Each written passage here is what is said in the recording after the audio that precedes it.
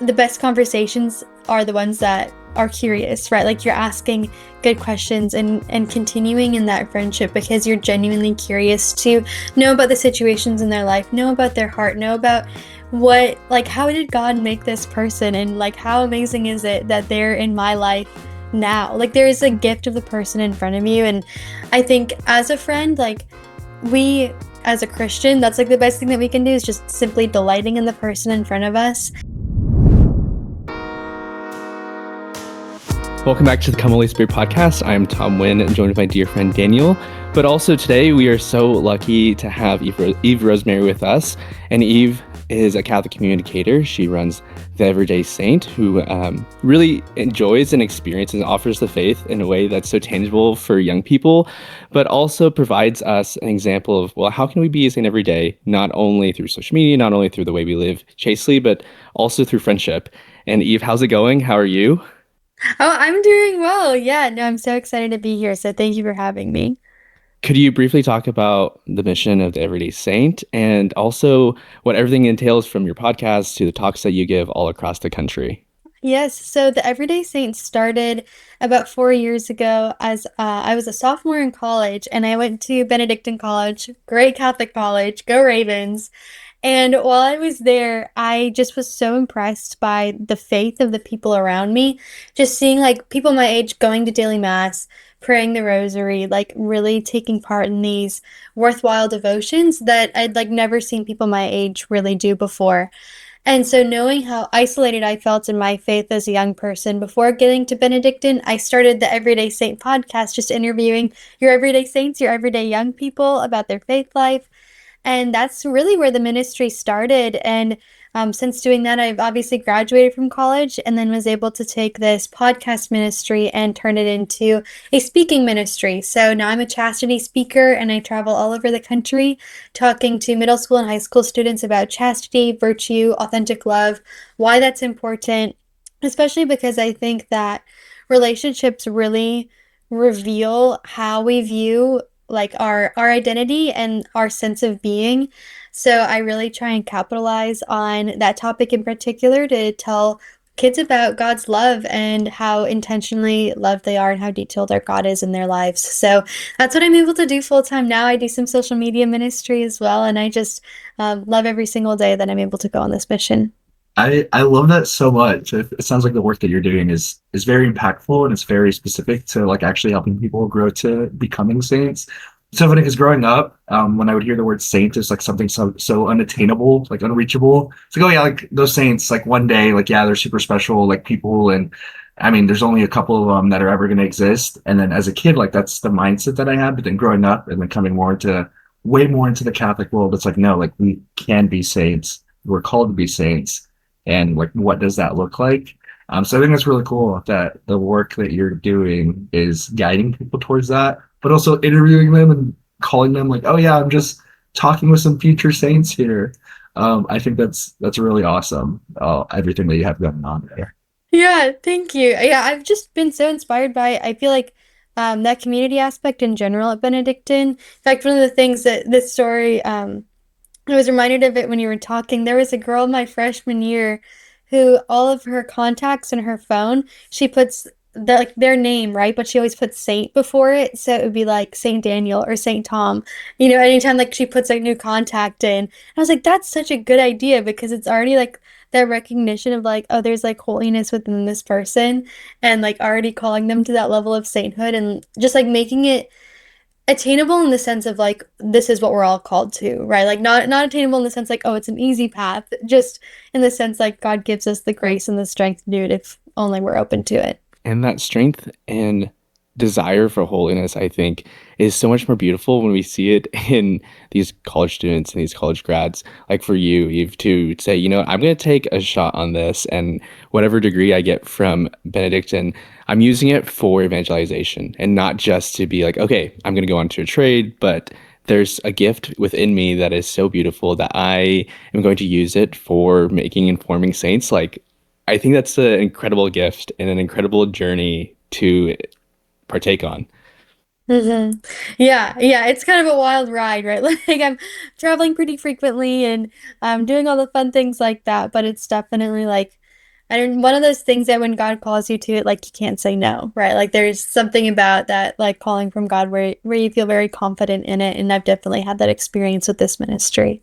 And so for you, even for you, Daniel, what are some ways in this past week, maybe this past month, where you've kind of seen the Holy Spirit, seen the Lord work within your life? I definitely will say I was talking to Tom on the phone literally yesterday, and one of the things I told him, and it's like I say this every time when I get out of a silent retreat, but I'm like, I am in the most spiritually like great place that I think I've ever been in my life. Like I'm in spiritually like at the highest point right now, and then a week goes by, and then the silent retreat is kind of like off again, and then it's like, oh, now I'm kind of back down a little bit. You know, we talk about those Jesus highs. But I will say I definitely saw the Holy Spirit working a lot in this weekend.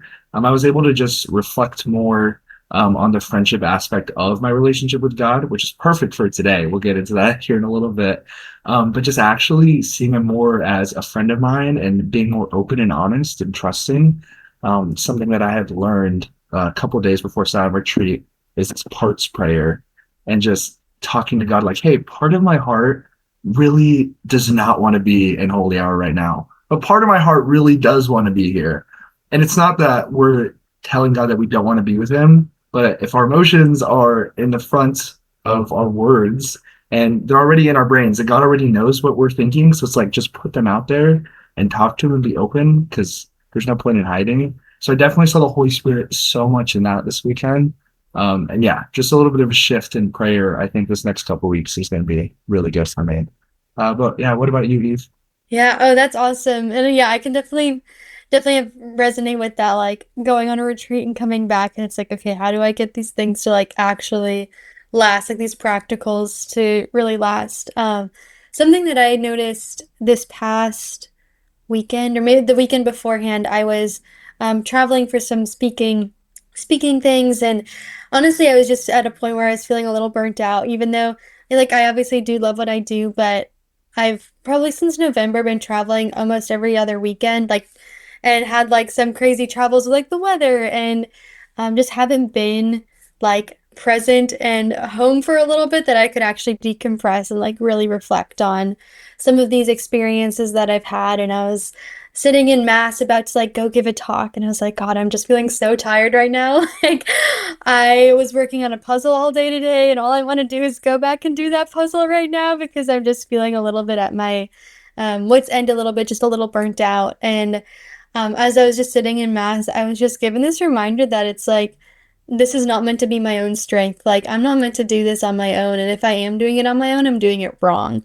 And that's where I kind of realized I was like, oh, I'm feeling so worn down. Just this weekend, just in this moment, I think there was a little bit of like spiritual warfare at play, even within that. But I was feeling specifically so worn down because I was trying to rely on my own strength rather than rely on the grace of God. And like the second I named that and the second I recognized that I was trying to do it on my own, like everything shifted the rest of the night. Like it was a phenomenal presentation. Got to talk to a lot of the teens afterwards, had way more energy than I thought I was going to be able to have throughout the presentation. Had teens like messaging me after the talk too, asking more questions. So it was just evidence of like, yeah, I need to like not make this all on my own strength, all on my own merit, because that's not what this any of our missions are meant to be in the first place. Like it's all meant to be drawing from the source of our strength, and that's the Lord. So I definitely noticed that like moment of the Holy Spirit kind of whispering that, like calling in my heart, naming it, and then seeing the fruits of that too from the weekend. Those moments to me are so much bread for the journey that come so unexpected because, in a way, you're getting baked into the fire, but that fire is what actually allows us to put our heart upwards. And I think for myself, like Mhm. those were very similar moments that, not to the same degree as you, Eve, but very similar moments in this past couple weeks that were just so dang tough. So many difficult discussions, so many difficult interactions, but so filled with a deep love from Our Lady, a deep love from the Holy Spirit. Like, quick is one for me to name. Um, this is so stinking funny to me. So, I think last 2 Wednesdays ago, I came into the Catholic school just to hang out with them, and all the teachers and staff came in, and They basically just unzipped their jackets and they were wearing red or orange shirts with my face on them. And then they asked me to walk through the hallways, and about 160 kids had a cutout of my face. And while not very many people can see this if they're listening on the pod, but on YouTube, like this thing is freaking massive. And just to be, I guess, so seen and so loved for simply existing was so much bread for the journey to say, you know what, all these things that are tough, praise God that there is some tangible impact, some tangible fruit that's being offered to these young people. That's so fun that they were able to coordinate that for you. I also think that is so funny, Tom, because obviously the mayor thing is very new because you were vice mayor before, but now it's so funny like having your face on all of these. I mean, just these newsletters and these I mean these articles all over the place. It's really fun to see. But then to come into the school and now it's like, oh, now I have to see it at my job all over the place. I can only imagine what you were thinking, but then also what the kids were thinking. But yeah, so I guess kind of transitioning over a little bit with what we're getting into today. I think the goal of today is really going to be focused on friendship, right? We're going to be talking a little bit more about the different types of friendship, a little bit of the perspective of the church on friendship as well. We're really honed in on guy-guy friendships, girl-girl friendships, and then the probably more complicated one for I feel like most people listening is the guy-gal friendships, right? What does that look like? And how do you have fruitful friendships where we're actually bringing people closer to Christ and not just being friends to be friends or, oh, we just go hang out and oh, just do this or it's just a surface level, but what does that actually mean? Um, yeah, so I guess starting with that, what is, I guess when you talk about, I guess, friendship in general, what is some of your reflections of some of the closer friendships that you have in your life and how has that been fruitful for you up to this point? Hmm. Yeah, I think I'm at a really interesting point in life in general right now that I graduated from college December 2024, technically, so about a year ago. And then um, my official graduating class graduated in May 2025. And then I moved to the Washington, D.C. area this past August, so about 6 months ago, where I've had like my college friends, and now I'm transitioning to like getting some really deep friendships within this new area that I'm living. Like I moved here, didn't know anybody, just kind of took this leap of faith, felt called to move to the DC area and just went for it. Yeah, not knowing anyone, not really knowing the area super well. And so I've definitely taken a lot of like, what does it, yeah, what do these like friendships look like out of college? What does it look like to keep in touch with friends that are all over the country, especially going to a school like Benedictine, where it's not like a lot of people from Kansas go end up going to Benedictine, but it really pulls people from all over the country because it's just a well-known Catholic college. So then I have friends like all over the place. It's like, how do you mix these two like really healthy in-person friendships with also keeping in touch with friends that are difficult to keep in touch with just by like proximity, right? Like I'm not able to stop by their dorm room literally whenever I want and go say hello, which is if there's any college students listening right now, that's one of my biggest regrets is not just appreciating the fact that you can like go and see your friends all the time in college and it's just like awesome to be able to like stop by their house unannounced and be like, hey, want to like do something? And you're like, yeah, sure. And you end up sitting and doing homework or doing something like that. So you don't quite get that as much when you're no longer in college. It's a little bit more difficult to do those things. So I think as I've kind of reflected on friendship and trying to figure out what it looks like outside of college is just like trying to get really involved in a lot of church communities, like building those solid friendships and not being afraid to like really have some serious good conversations about the faith life, like moving from beyond the small talk. Obviously, there's you have to start out with the small talk, right? Like getting to know that person a little bit, but not being afraid to like really ask your friends like the deep questions or the good questions or about their faith life, or feel like you're being redundant or cheesy in talking about those things that like those are actually the most important conversations that you'll have as you like grow in this friendship with Jesus, but also grow in your friendship with these other people. Like that needs to be at the forefront. And I have a friend right now who's a focused missionary not too far away, and I feel like this for like a post grad example, uh, and a friendship that I really look to is like this friendship that I have with her that, she's a focused missionary, so she has to do like the holy hour and the holy mass, like every single part, every single day. So there's been times where we only have so much time to hang out, and so I get to like tag along and come to these mass times and holy hours with her, and then we get to like go get lunch afterwards or do something like that. And I feel like having those moments where you can also pray together and do something together like that has been really phenomenal. And even just seeing that in some of the activities, there's, events that go on here where it's like you go to mass or confession and then, or adoration, and then I'll go out or hang out afterwards. I feel like those are some of the most fun events that I go to because it's like, oh, we get to grow in this way. We all have something that's connecting us, and then praying during those times for God to like highlight those people that he wants us to go and talk to, and then trying to lead with that when we then go to these events and try and establish good friendships. When it comes to moments like that, I think it's really easy when you kind of are in a bigger city, a bigger place. Because I think for myself, like this small town of 35,000 people, to find those moments are difficult. Like when Daniel's gone, dang, life is a little bit more difficult. But Eve, how does that play a role in like what could you offer to those that are in various places where there is a desire for our hearts to find community? What are some easy pockets to tap into beyond churches, beyond our parish communities? Like, are there other pockets that we can look for to find good Catholic community or community in general or friendships?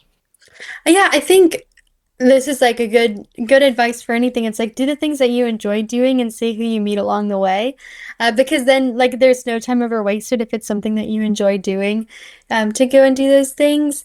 I don't know that here I've been able to just find so much, so many church events going on that that's really been what I've relied on as I make new friends.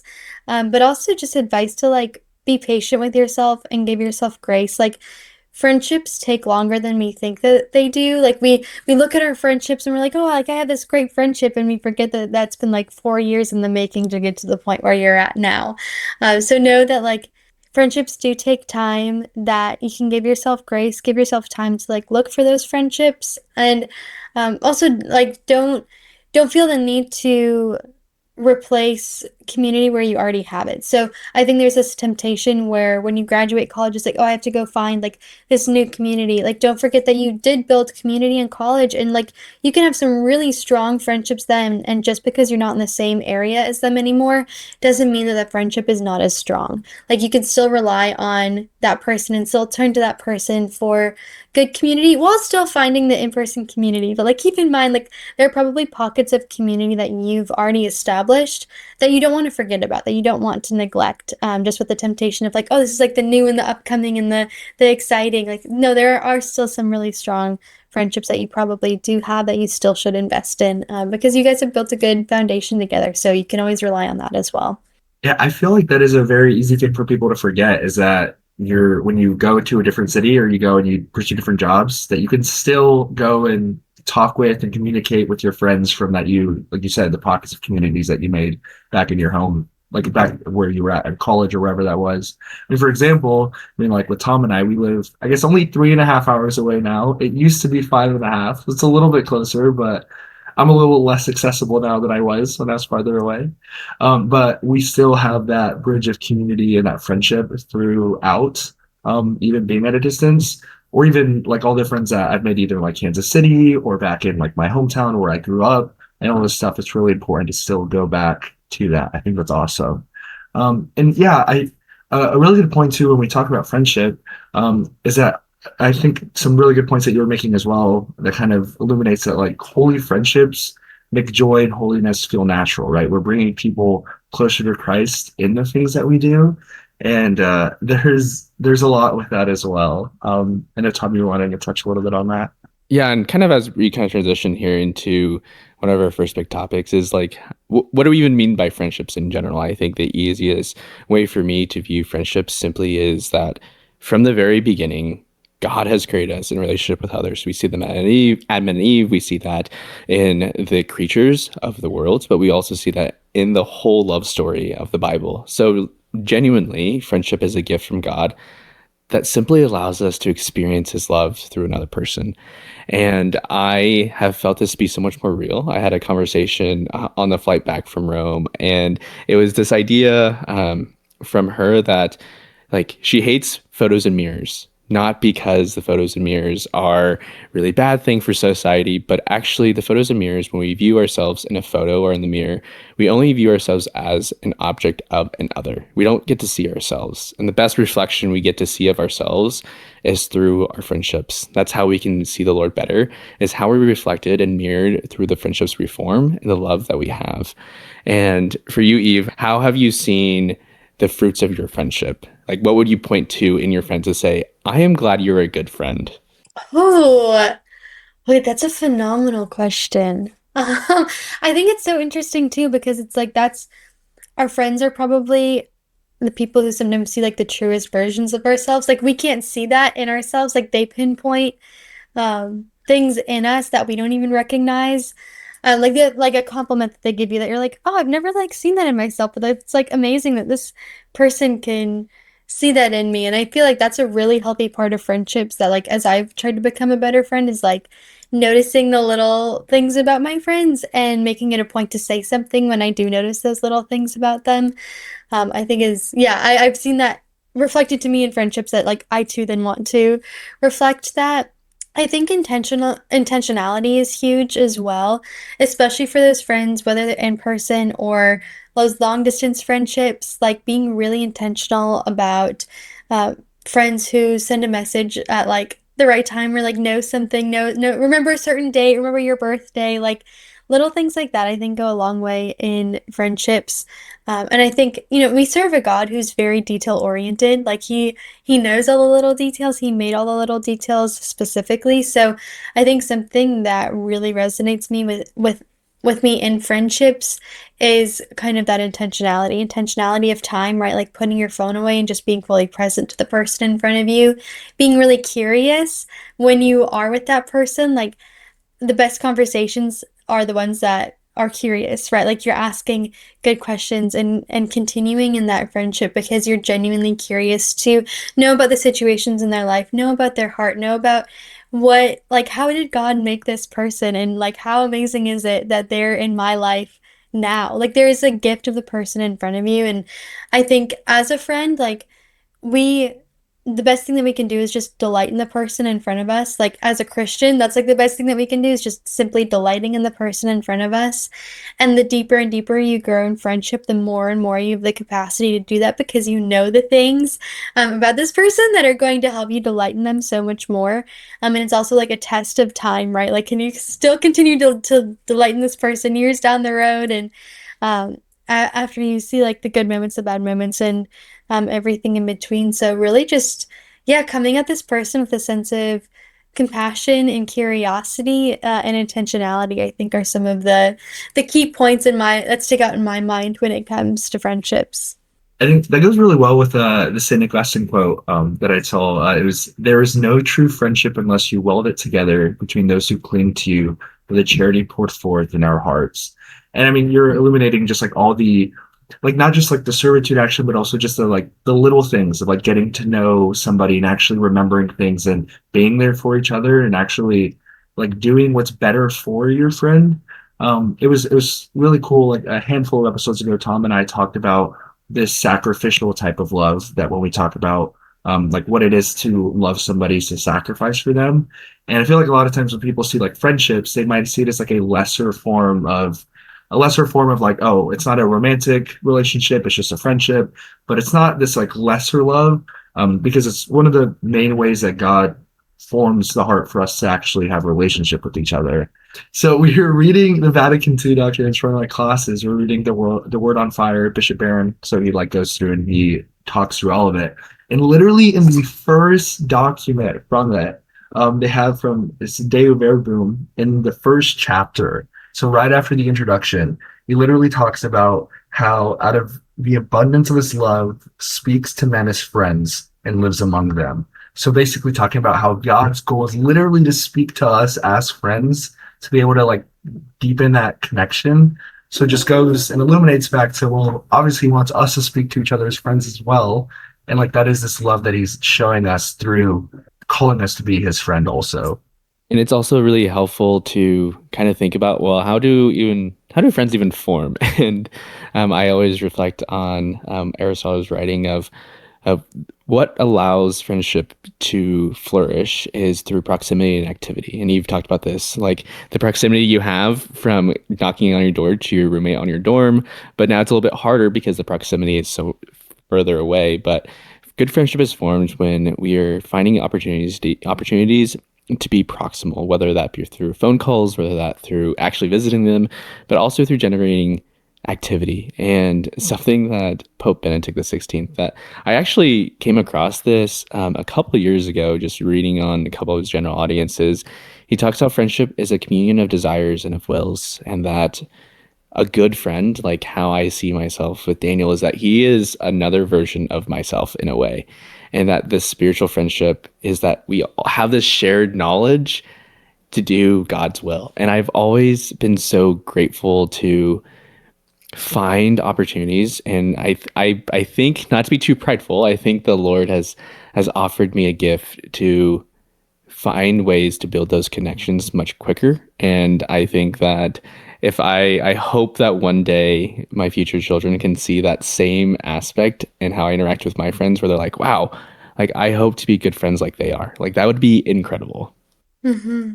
Yeah, that's really beautiful. And kind of even touching on like Saint Augustine and everything, like I think there's a part in his confessions where he's talking about the loss of his friend and how like literally like the only way that this person can live on is through him and through his example and like the stories that he tells, and like because they influenced each other so much, he actually became so much like him that the only way that his friends like memory and legacy can live on is truly through his example. And I haven't thought about that in a while until you guys started talking about it. I was like, dang, that's so true of what friendship is. It's like you are uniting to yourself to this person in such a way, like allowing yourself to be formed by them. Like that's why they say the, top five people you spend the most time with are like who you become. We have to be like cognizant of that. Like, okay, that's true of my influence, but also the influence that I'm having on other people. Like, are we allowing ourselves to become like one another? Because that's really what friendship is like, am I going to allow myself to become like this person? Do I want to become like this person? And be vulnerable enough and humble enough to look at the virtues in that person and not be jealous of them, but truly want to then grow in them instead. We know so well, right? Like we know that virtue has to be the foundation of our friendship. And I think also in a way, as we kind of transition here into these guy-guy friendships and gal-gal friendships, that real authentic friendship, it has to be self-giving. And there is, through that self-giving, whether intentionally or accidentally, we minister to each other. I always remember that, like in the times of struggle, like our friendships help us through the whirlpool of struggle and distress. And it's like, what better gift is that, to have friends who are so available for us to experience God's love and mercy? Like what, that Hmm. concept just blows my mind. Hmm. Yeah. Yeah, and it's amazing. It's amazing that God's given us this gift, right? Like that we can even, yeah, have friendships and see him in other people in that way. Yeah, and we talk about, I mean, friends they disciple each other, right? Like our friends we're actually supposed to be seeing Christ in each other, and whether it's intentionally or accidentally, but either way, like we are doing that.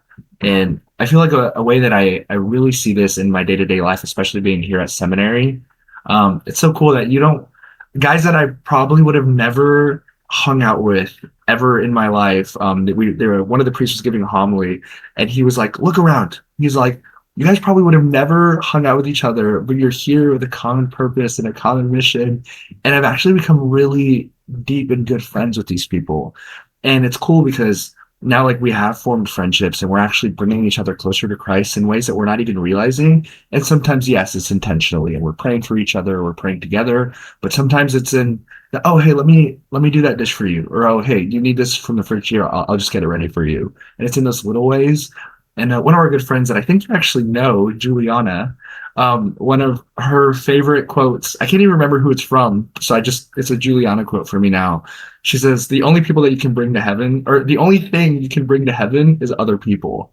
And we do that through the friendships that we form with them and actually being disciples in their lives, and we bring them closer to heaven in that way.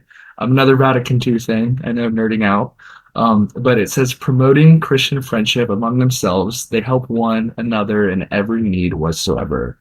So it's really like those deep and rooted friendships, especially regardless of who it is, but that we bring each other closer to Christ.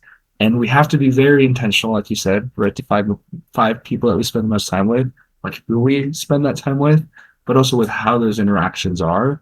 Then also working on ourselves. So it's that accidental discipleship as well, right? To where it's like in everything, the little things that we do, we still bring people closer to Christ and friendship. Yeah. No, I love that quote. The only thing you can bring to heaven is other people. That's awesome. I'm gonna have to like write that one down and remember it. That's a great quote.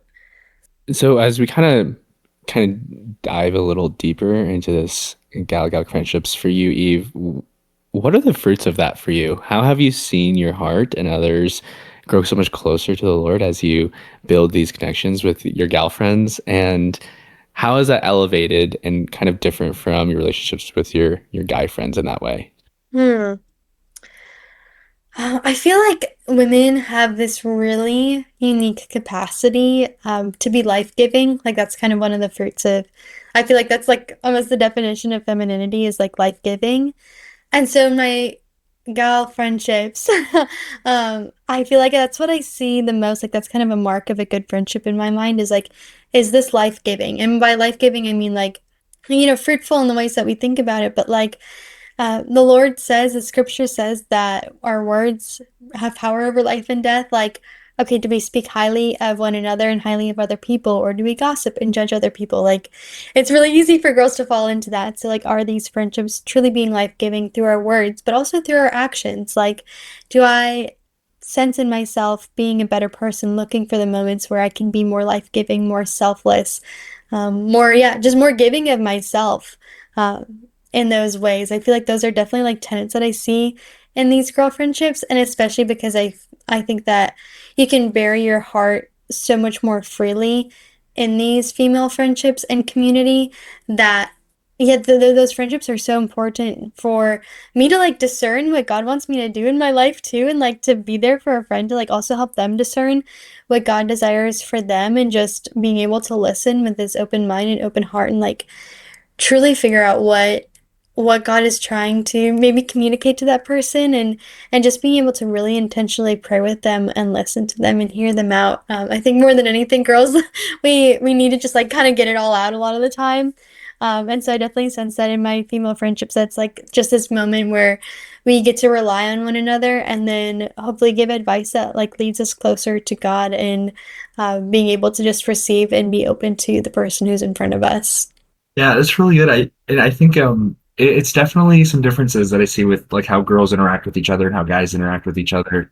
And sometimes it's really funny the stereotypes really fall into like guys.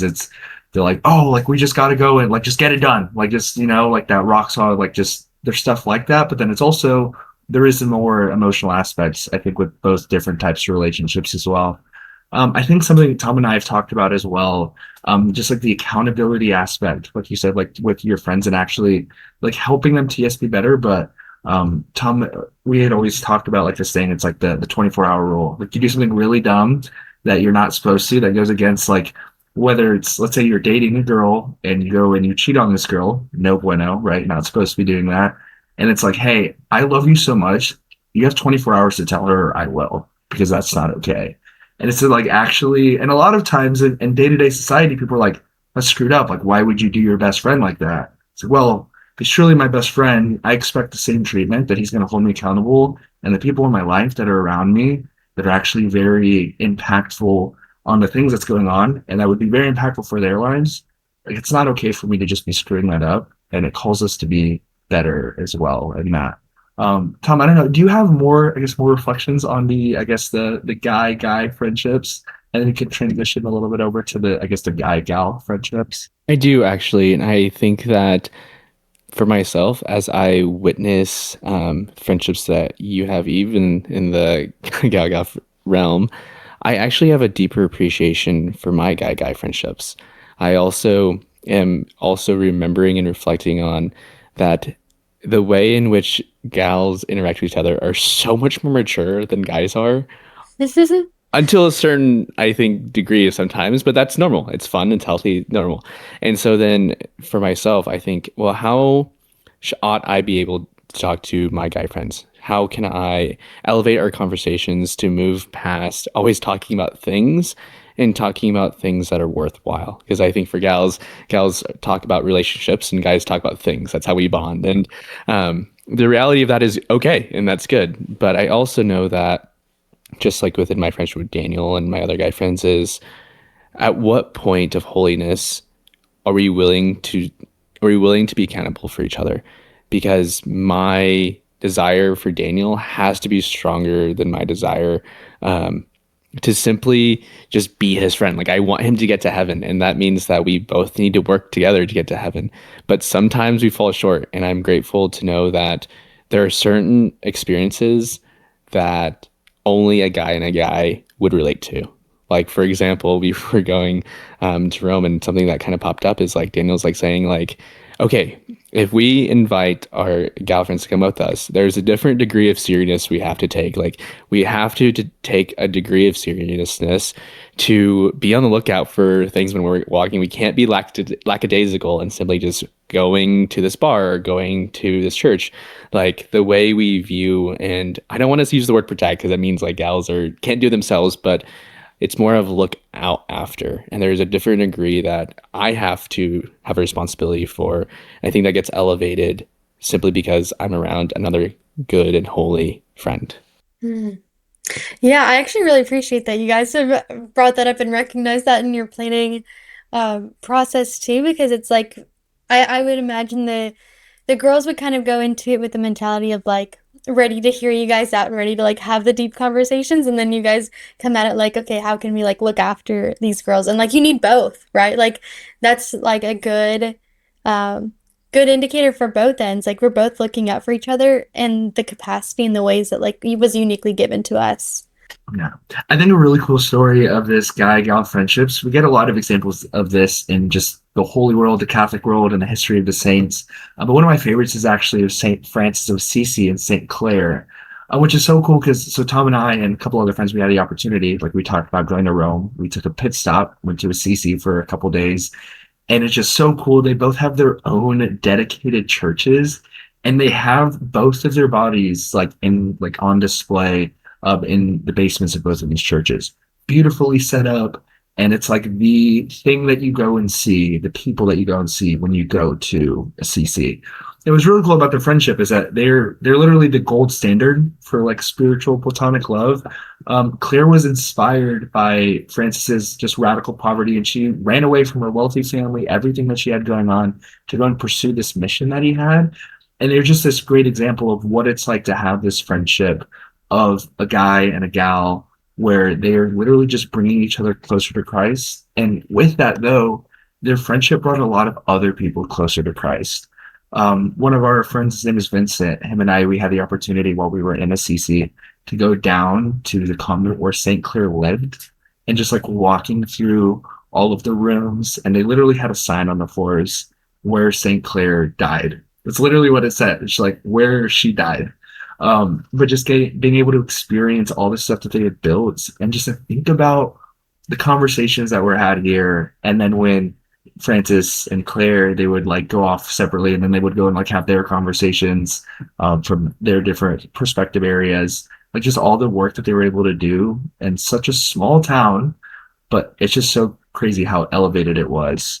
Um, And that elevation, it was an elevation of their hearts to Christ through their platonic friendships. And obviously, as these two religious are kind of in a relatively cloistered community, it's really, I think, points to the vows that they already taken of chastity and whatnot. But then for us, who are not in religious or are not in cloistered communities, guy and gal friendships are so special that they also should be revered because there are parts that in my friendship with my gals that help me to see the Lord better. But I pray and hope that how I interact with them provides them an opportunity to see the Lord better through me as a guy. But sometimes those wires get twisted, and sometimes our connections are not there. And I think the reality is, as these guy and gal friendships are true and authentic, they provide us with so much clarity, freedom, and peace. But as we have the expert here, Eve, what things would you point to? What boundaries would you point to that help us not necessarily to restrict love, but clarify our love for one another? Obviously, in a platonic manner, and to be emotionally honest with each other so that we can actually be holier. Yeah, I think especially when it comes to guy and girl friendships, like that's really tricky, like a really tricky spot I think for us to navigate. And something I usually give the advice to when students ask me about this, especially like it's a really common question. I have a lot of students asking about like, can I like guys and girls be friends? Like, what does that look like? And kind of like the overall theme that I always point back to is like, is the time and intentionality that you're giving towards this friendship fitting for where the friendship is? Or is it more fitting of like, okay, if someone were to look at this friendship and see how much, time you're spending together or like the level of um, intimacy you're having, and by intimacy, I simply mean like the level of conversations and like the depth of those conversations. Like, is that fitting for where a friendship specifically should be at? So I think that's just kind of like a good like guideline looking at that friendship and really being honest with yourself like okay is the time I'm giving this person fitting for a friendship, or is it maybe indicating that there's a little bit more here than maybe I was intending to, just to in order to be like totally honest with that person and honest with yourself in that situation as well, like okay, is this fitting for where we are at in this relationship? I think that is so good, and that's something that I feel like I've had to reflect a lot more on at this stage of my life. I have to be very intentional about my relationships with women specifically. Obviously, there is some level of guidelines being in seminary of like what you can and can't do, but then that also kind of puts into clarity, just like that elevation, like what does it look like, right? And it's so funny. One of the things they always tell us here is that even if your intentions are good and even if things are all right and you're going at it with a good heart, a lot of times in the realm of even like pursuing a vocation or like religious type vocation or a priesthood vocation, it doesn't matter what it is that you're doing, it matters how it looks like. It's like, well, if it looks wrong, well, you're still in trouble for that.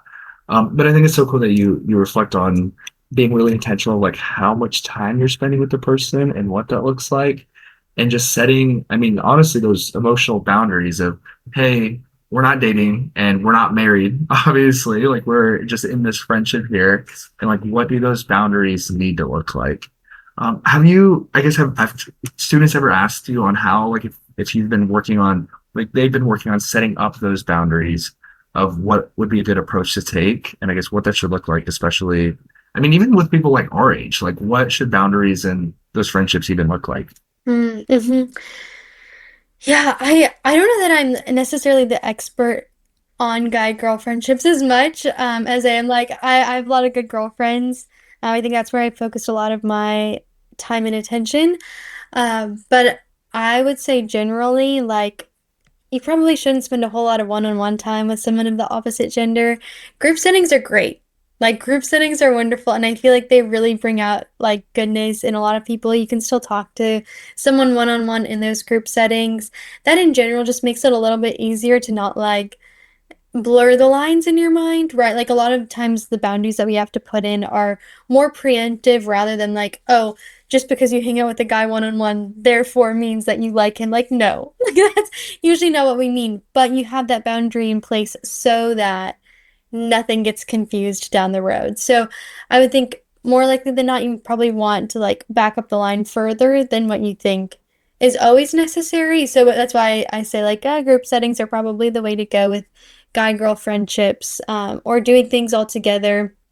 Because I don't think that guy and girl friendships are bad, but I think it tends to be easier to relate to someone of the same gender, or like there isn't a question of, oh, are there more feelings here with someone of the same gender? Uh, so I think just being really cognizant of that and being cognizant of how open you are with each other. I've just picked up on this maybe in guy friendships that sometimes guys like to be more or it's easier to be more open with girls, but then I think that confuses guys' emotions a little bit more than it does the girls' emotions, where girls can like take that emotional responsibility and be like, "Oh, I know I want to listen to you, I want to hear you out," without having more of a romantic connection. And I think for guys, from my perspective, you guys can totally correct me if I'm wrong, but it's a little bit easier to like see more romantic feelings when there's deeper levels of conversation. So just being really careful about the things that you're talking to, the emotional state that you're coming to this person in, right? Like if you're really feeling down about like your self-worth or your insecurities, turning and talking to someone of the opposite gender probably isn't your best route of being heard out and being able to work through those emotions, because it's really just easy for your emotions to get confused in that. Like we're human beings. God gave us these really wonderful emotions and we're very grateful for them, but they can be very confusing and very misleading at times. So we just have to be really aware of where those emotions are leading us and how we're going about those conversations.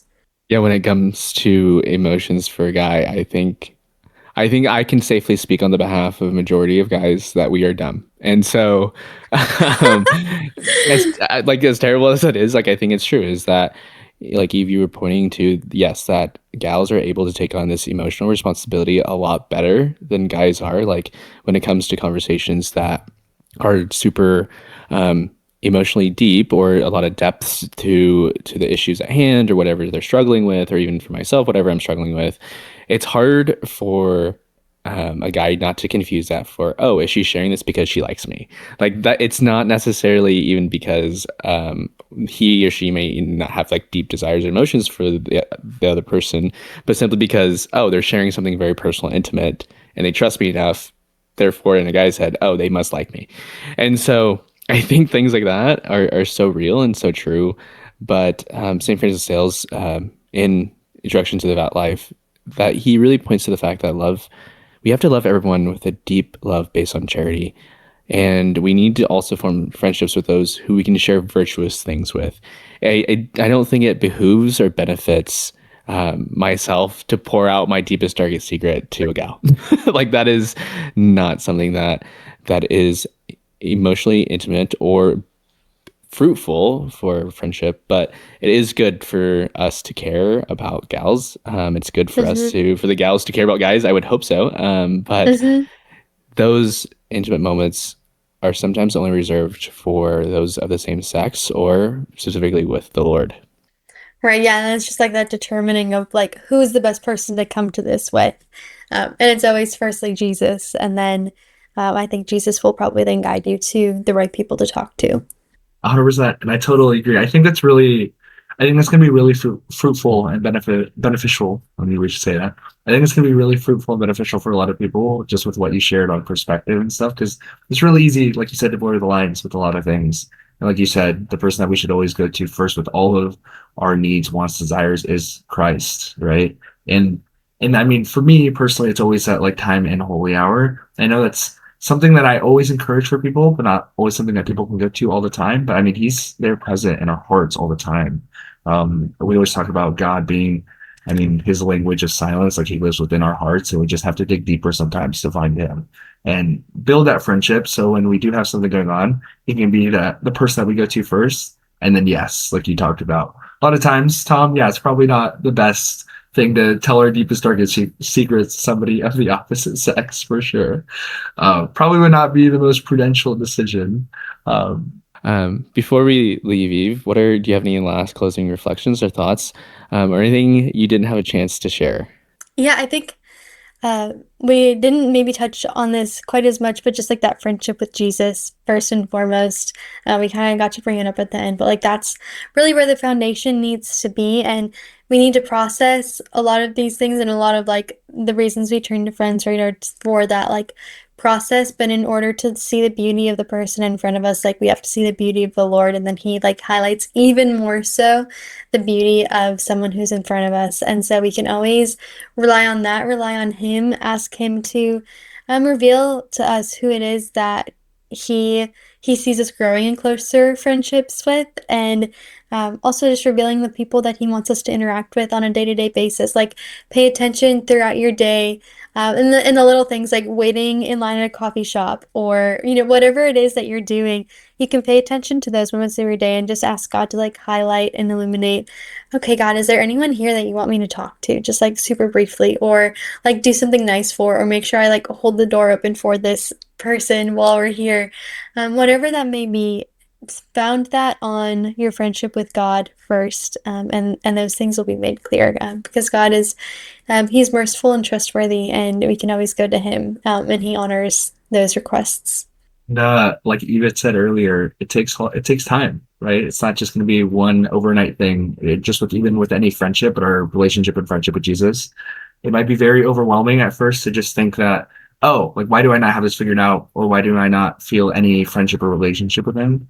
It takes time, just with anything. Just like the way we learn how to pray is to pray, the way we develop a relationship with Jesus is to talk to him, and that will develop over time as well.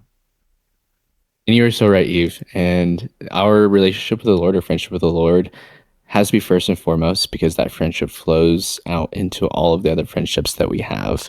And something that has really struck me in the last couple weeks is my example of friendship has to be an image of the Lord. Because if I truly say that I want to love these people well, then I need to offer the Lord's heart as best as I can. And that is only formed through a deep relationship I have with the Lord.